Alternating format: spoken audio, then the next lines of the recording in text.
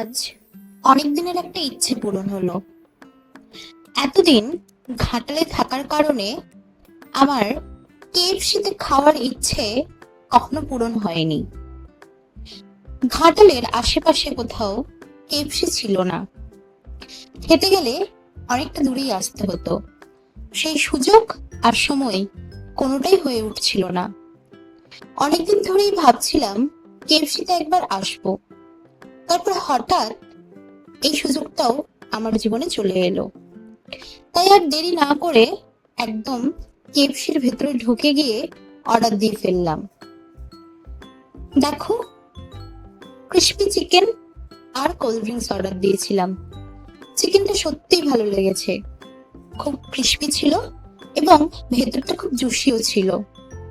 তবে এই ধরনের খাবার সবসময় খাওয়ার জন্য মোটেও ভালো না, স্বাস্থ্যের জন্য কিছুটা হলেও ক্ষতিকারক।